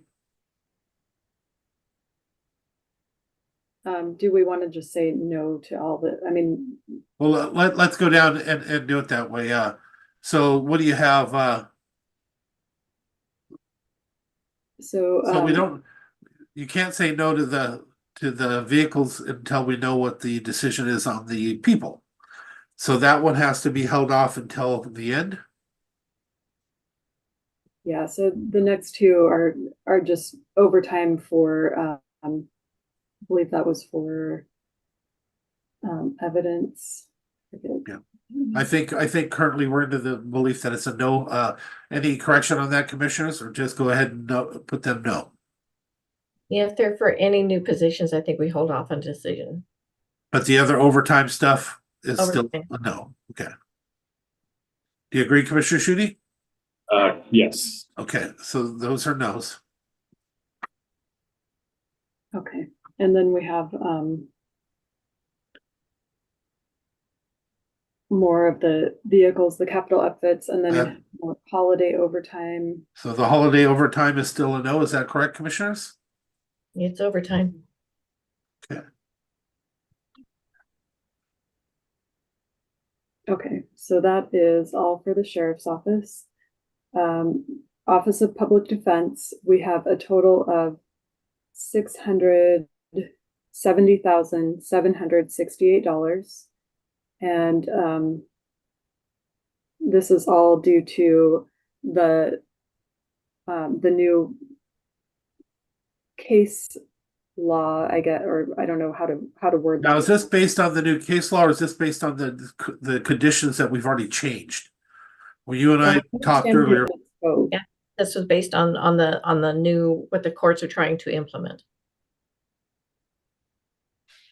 At the amounts, yeah, in 2020, scheduled to go into effect in 2025. So how would, I'm going to jump away from the commissioners for a minute. Mark, how do you see the best way to handle this from your opinion? Ooh, this is a tough one because I don't know, right? I don't know what the Supreme Court's going to do. So if everything that I hear from those that are much smarter about this than I am is that they are going to impose some of the credit system to limit the amount of cases that we can load onto indigent defense attorneys.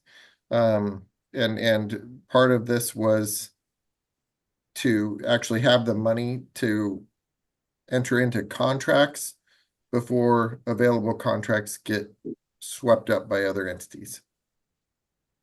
So I think it was part of our strategy for being able to deal with 2025 was providing this budget to allow them to get into these big contracts. I was going to say it, but I think we already had told Peter to move forward on some of this stuff. That's what I'm asking. Oh, I would agree. So if that's the case, then it's looked at differently. That's why I was kind of moving it sideways. I know it's still clear as mud. Commissioner Shooty, do you have anything you want to add to what we're talking about? Because I don't know how to. Yeah, this is where I come down on, just having to like really prioritize things. And there's this great unknown out there. And the 38 other counties in the state are going to be in the same situation as we are. And so I don't know that we have enough information right now to make a good decision, short of what the decision is going to be perhaps on the 13th, or I guess Mark, you said that's more of a hearing than a decision-making thing. And so, I think there's the real likelihood that no matter what we do with this budget, you're going to be back here in 25 scrambling to fix it anyway. And so I'm inclined to hold off on all of these and wait to see what the Supreme Court says. One thing that I'm still worried about is that we already told them to do certain things. I want to make sure we reflect what we've already told them. That's one of the worries that I'm actually having with this. I have no problem with holding off till the last minute on this, but I'd like to, it's hard for me to see what we've already told them based on this compared to what we're asking for. Commissioner Trask, any comments? Oh, so many, but but I think what I'd like to do also, and I know that Mark has requested some information from Peter regarding how Peter's staff is right now. Do they have too many felonies? Do they have too many misdemeanors? How are they balancing out? So I want to make sure that we're getting the biggest bang for our buck. I want to make sure that we're holding our people accountable for what they're supposed to be doing as well, before we jump into OPD and granting more, trying to figure out what the courts are going to do. That's the hardest thing. Judges can't even do that. So I'd rather hold off on OPD right now. Okay, hold off on its entirety. Yeah. And again, I'm comfortable with that as well, but I'm still worried that we have stuff that we've already told them to do through action. And I need to figure out what that is. And I think the commission can't even make a decision to hold that off if we can't tell what we've said to do and what we are hoping to do. So Mark, was any of that put into maintenance? If Bill reached back in May, and that would have been when we gave direction to do things. Yes. So did all of that kind of start then? Because I'm just kind of guessing that if we told Peter to go ahead and do it, he went ahead and did it. So it should be kind of baked into the model right now, right? That's what I'm asking. I believe the contracts you did give him approval on. The unapproved positions, I do not know about those. Jen, do you have notes on that from previous briefings? So no, the notes are right here, briefed on 520, the 110 and the 72 for the new positions. We did not add any of that to maintenance earlier in the year. They are going to need probably 500,000 for 2024. Yeah. And so we're adding 600,000 into the maintenance level budget in 2024, or as an amendment in 24, just based on their use. This next year, they're adding for, they're asking for this total of 670,000. None of that is included in maintenance level, of course, since it's a PLR. But yeah, I'm worried about next year, and the usage right now doesn't even include the new caseload requirements, and they're already 500,000 in the hole in their budget. So Jennifer, I'm going to ask it in a different way then. We don't have it in maintenance because we haven't done the budget adjustment. After we do the budget adjustment, and we have that baseline of 500,000 or so that we're going to do into the maintenance for next year, will any of these numbers change as a PLR, or can any of it be moved over to maintenance to copy what we did this year? We can definitely relook at the numbers again. These numbers, Peter had put together earlier in the year. I don't know if those have changed based on what he's doing and what he's anticipating happening now. But yeah, we can look at that. I mean, I'm just thinking that if he goes and relooks at it, it's not going to be in a good direction for us, at this point in time. So would a recommendation be to accept all of the contract increases here and not the positions? I mean, is that the reasonable thing for us to do? And, the reality is we can't find attorneys, period. Yeah. So it's a problem on both sides of the, prosecution and defense side. So would it make more sense for us at this point to look at just doing the contract PLRs? And then once we have some clarity from the state, then look at adding positions if needed? Since we're already adding. I'm with you on that one, because that makes more sense to me, because that would be a maintenance level, that'd be maintenance level adjustment, and the other we have to wait and see. So I'd have a better idea of what the numbers are based on that. Commissioner Trask, how are you feeling? Can I just ask one? Yes, please. Question, sorry. So let's just say, Jennifer, the adult felony contracts for 209,000 here. Is that in addition to what we're already increasing it this year? So would that essentially look like a $600,000 increase on those contracts, including what we're already doing for the supplemental? Oh, I see what you're asking. Sorry, I wasn't getting it earlier. No, so I believe that when Peter put his budget together, he was basing it off of the prior year. Yeah, I think this is totally above that maintenance level 2020. So really, when we look at, just for round number sake, so really when we're looking at the contract there for felony, some portion of the $400,000 we're increasing this year will also be needed next year. So that would make essentially, like, let's say total that adult felony contracts would be a $400,000 increase over this year. Yeah, that's a possibility. Okay. Except for if he did this budget before doing the supplementally, based it on this, some of that has to be wrapped into it. For example, if we got a $500,000 budget right now under one of those lines, and we're going to add through a supplemental $400,000 to it, that should come off of this number if he set this number up before all that. That's what I'm saying that I'm missing on this for maintenance. Well, we can come up with more. Without a doubt, we're not going to do anything on this today. So let's go ahead and we'll meet separately on that a little bit more and try to dial that down. But what do we do in our supplemental? We are doing that. So I just sent out an email yesterday that they're due on the 28th, but we're not doing the supplemental until this December 17th. So we're going to have to get all this information here shortly to find out how much of this is Peter asking, if he gets this granted already for 2024, how much of this is extra that he's asking for 2025.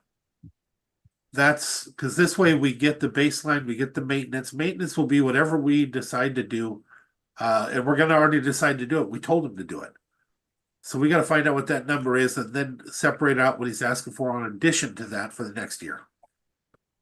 Yeah, so I'm looking at the maintenance level budget right now, and we did leave these contracts in the maintenance level budget. I left them at the 24 levels just because they were such big asks, and I wanted to make sure that they got in front of you and I wasn't just moving over large amounts. So yeah, these are definitely under in the maintenance level budget currently what they really should be, if that helps at all. So what you're telling me is the maintenance level budget could be higher than this. All these should already be going into the maintenance level budget because we told them to, and that we're going to be requesting more money than this. Is that what I just heard you say? Yeah, I mean, that's a possibility. I mean, I just feel like I can't really speak to it very well without knowing the more of the details of it. I don't like to just throw out, Yeah. numbers. So, Commissioner? Yes. Commissioner Trask was correct that I've reached out to Peter. He just actually got back from vacation, so he's putting it together. He told me this morning he was putting it together. An update on where our current in-house attorneys are in terms of caseload requirements that are in effect for 2024.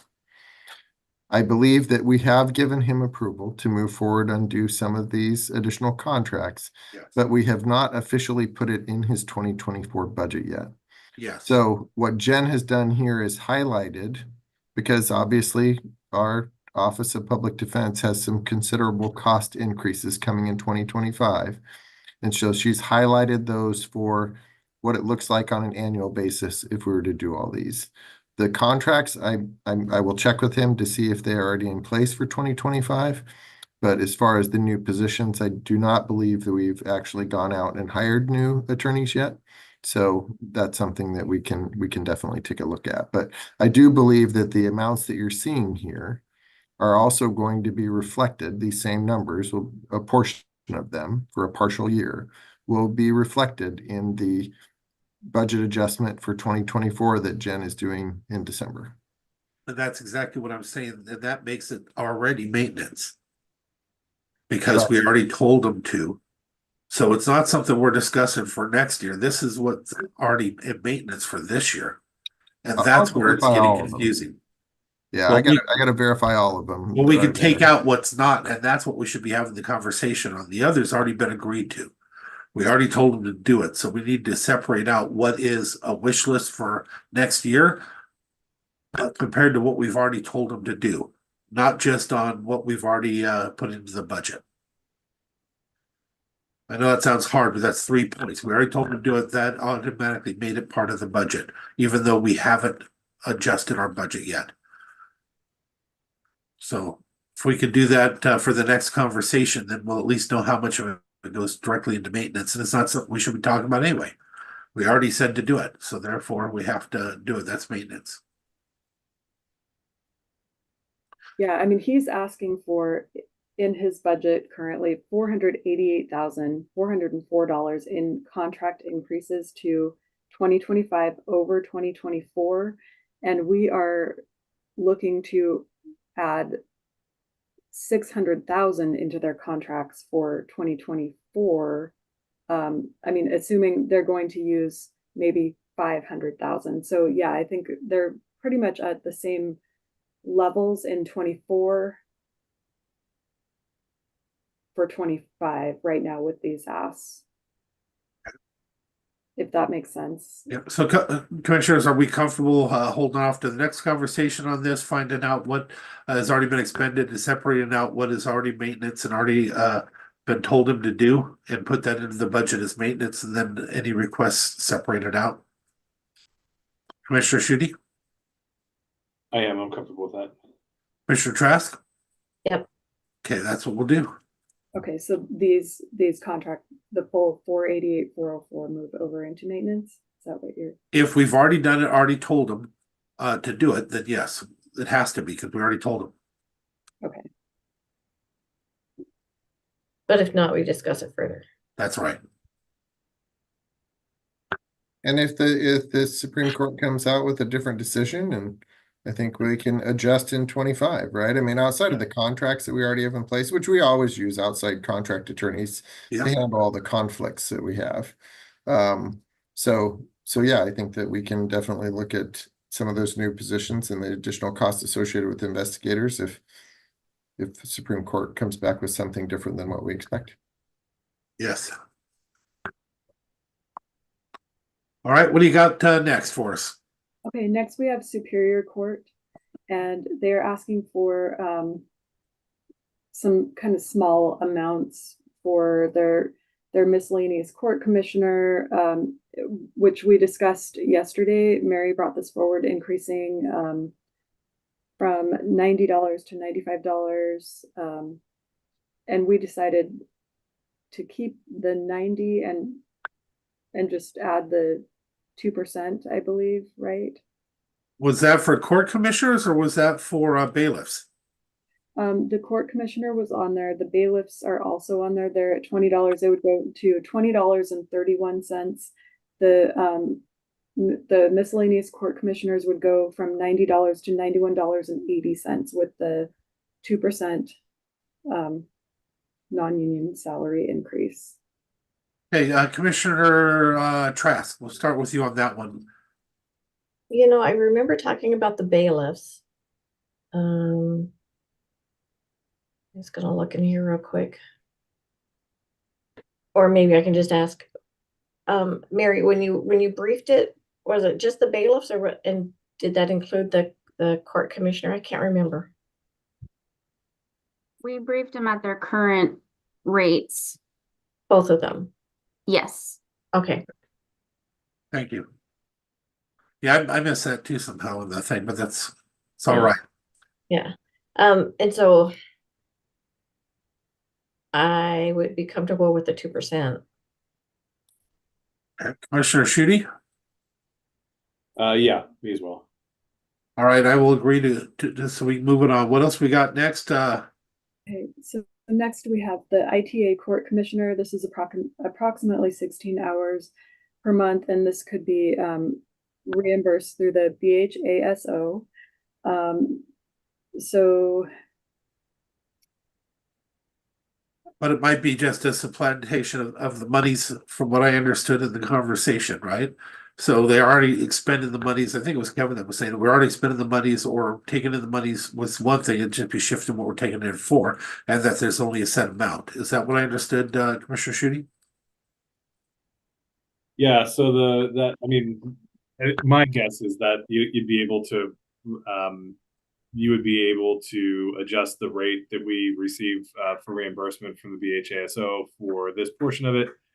My guess is also that it's likely that, that's not a complete wash, that those hours will be put back into the general fund for other calendars within Superior Court. But I am supportive of this request, though. So. Okay. Are you supportive as well, Commissioner Trask? I am. My only thought is the $95 per month. So if we did the 2% for this one as well, I would be more comfortable with that, so that the two commissioners match. Yes, I'd say so. To clarify, you're supportive of the process going through it, but it's to be readjusted to the same increase as any other miscellaneous court commissioner pay. Yeah. Okay.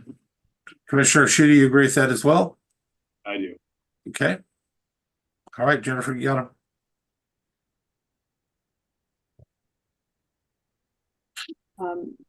Sounds good. So we'll do that on those these three. What about the unapproved budget request for the 2-year pilot program domestic status conference commissioner? So this would be things like divorces and things like that, per my conversation with Patty. And he also received a grant from AOC for $15,900 on this, or to offset, or that would offset some of that cost. So for myself, I'd be supportive, but again, we need to put a star on that one to know that if that grant goes away, the position also goes away. That's my 2 cents. Commissioner Trask, where are you at on this one? Yeah, and if we knew that 15,000 was for the 2-year, because this is a 2-year pilot program. I know divorces and things like that can take up a lot of time for for the Superior Court.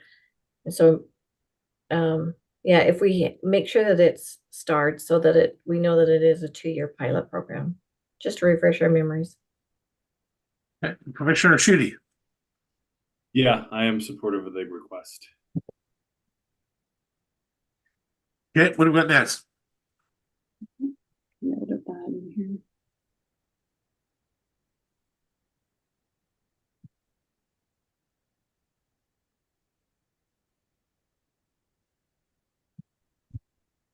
The bailiffs we already moved over.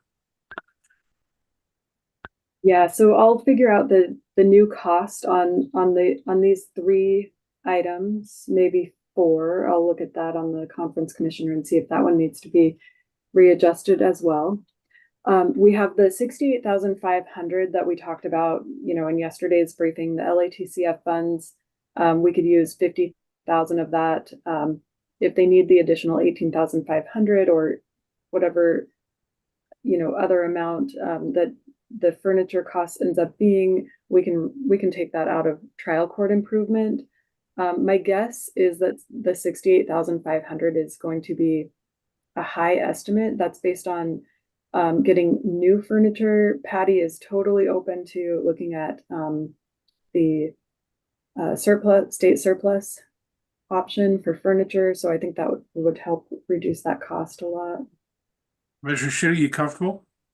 I am. Commissioner Trask? Yep. Okay.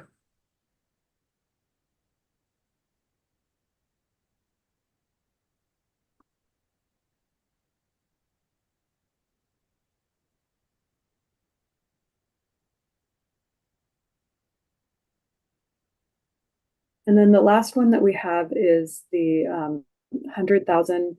The last one for the general fund. We have 100,000 request for as a transfer into Russellwood, and we had looked at the option of other funding sources. Yesterday I met with Tim Whitehead and we went over if REIT or 0.09 funds could pay for this, and we could not find an opportunity where this would be either REIT or 0.09 fund eligible after going through the statutes.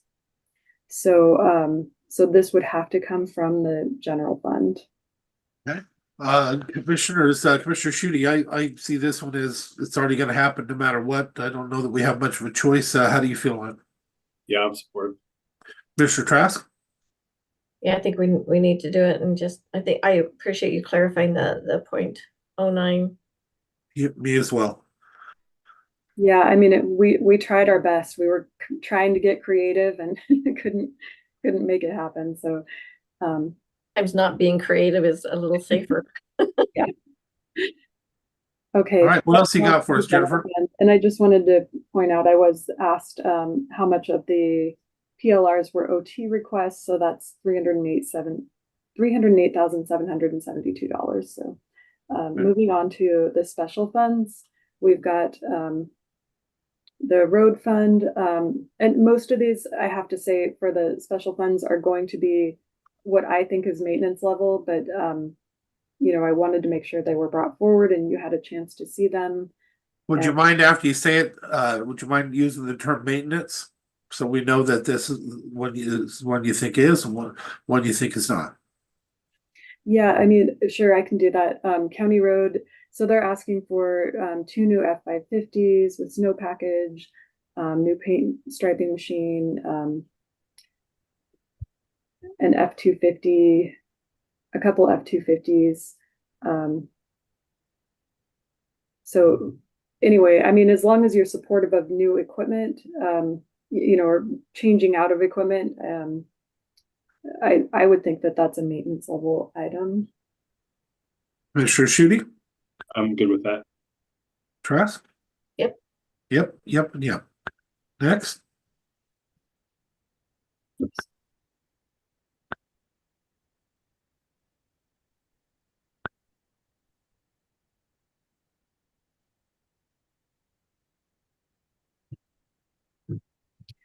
On the next one is the land improvements, 270,000, and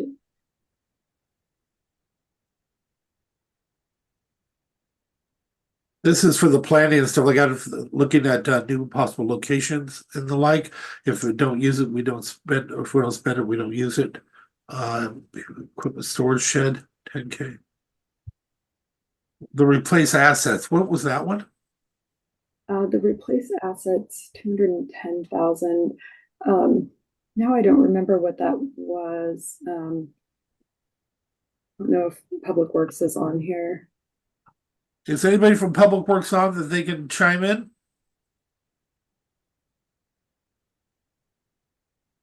Want to just put it, we'll ask them when we get together, commissioners. Are you comfortable with that? Loretta's here if you need to talk to her. Tammy. There she is. I just, sorry, walked in, commissioners. Yeah, 210,000 replace assets. Do you remember what that was? Oh, it was basically an opportunity. That's it. There's nothing identified specific. Yep. But it would be for the North County shop, right? Or is it in general? I This think, is under land improvements. oh, under land. Replace assets, public works, no. No, the replace assets was just a placeholder for as things occurred, like, you know, the random, the HVAC systems. I think that was in the first one, wasn't it? Yeah. Or it's in the next one. That's capital This software is next one. HVAC. Bottom line, there are not specific items attached to that. Okay. 2,000.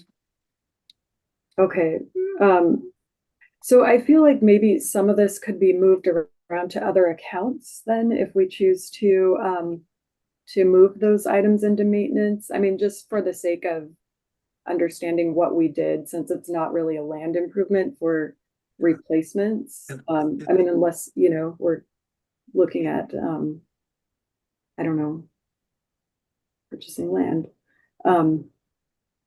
So Can we just hold off on these till we go through all that? Then, Mark, I know you and I have had a discussion. When we're just throwing things out here, just putting placeholders out, I think it's a good time to have the discussion. But I need you to start the groundwork with the other commissioners about the new roads for economic development. The new roads for economic development. Yes, the funds, moving funds there. Oh, gotcha. But that should start from a conversation differently than just putting all kinds of things in here that don't have anything. Commissioners, are you, would you be comfortable holding off on some of these till they, or do you want to just go through it right now and just approve stuff with nothing behind it? So I think if I'm looking at the land improvement line that we were just talking about, like I think just take the 210,000 out, and I think everything else is fine there. I think everything else looks good. Those are specific things.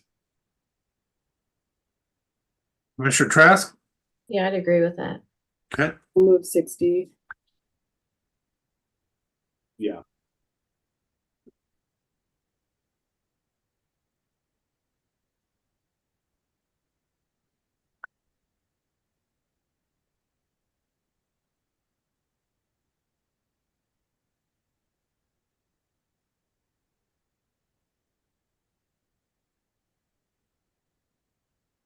Okay, and how about the capital software line?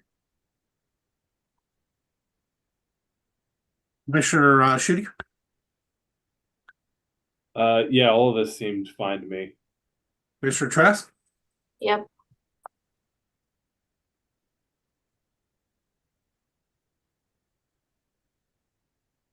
Okay, so moving on to election equipment, this is Fund 109. I have 36,000 in revenue and 36,000 in expense. And I didn't receive a description really, so I wasn't sure what that was. The 36,000, it looks like the revenue we may be on track to receive somewhere along the lines of what they're asking, but I wasn't sure exactly why the increase in the current budget, and so I left that as a PLR and on both the revenue and expense. So you're not sure why the increase on the revenue as well? Yeah, it looked odd to me. Yeah, we Is can it bring part that of the second- forward when we talk to him in the next round. So he can explain that. Okay, and yeah, like I said, there wasn't anything specifically earmarked as an expense for that, so I just wondered, you know, why the increase? Yeah, we've historically budgeted around 40-some thousand in revenue. In 2023, the revenue was 30,500. For 2024, we budgeted 45,000, and right now the revenue is 60,000 through June, so it might be on track to be that 81,000, but I wasn't positive about that. I just didn't feel Well, moving we'll go ahead and ask him. What time is our next 11:30, you have your. that's what I thought. So we really need to move through some of this real quick or move it on to another discussion. Okay, so we can skip over the trial court improvement, the 95,000, the furniture, and equipment for building 10. Since we already talked about that, I don't think there's quite the need in 25 to do that, and if so, we can come back and ask for that as an amendment. So the next one that we have is the American Rescue Plan Act, the transfer out to Belfair wastewater. That needs to happen this year. And so we had talked about that in a briefing about Yeah, well, if that has to happen this year, why is it in for next year's budget? Yeah, exactly. So that's why it's a PLR. I think that we should transfer that amount into the general fund this year, and then we can choose and, bill it to salaries and benefits. I agree with that. Commissioner Trask? Yep. Commissioner Schutte? Yes. Okay, make it happen. What else you got? So the landfill, we have 415,000 for minor facility improvements, and those look pretty legit. To me. Commissioners, do you have any questions on either one of the landfill issues? No.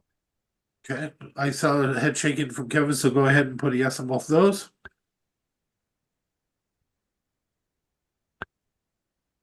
Okay, and the capital as well, right? Yes. Okay.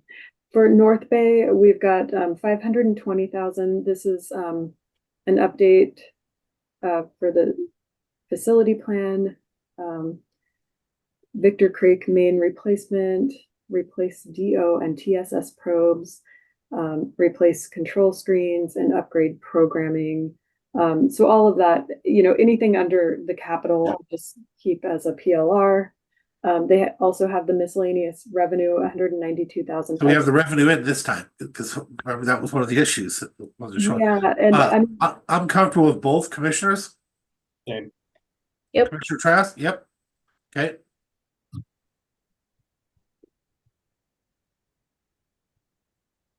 And honestly, in just looking down through all of them, I would say the only one that I might have questions about would be the oh, I lost it.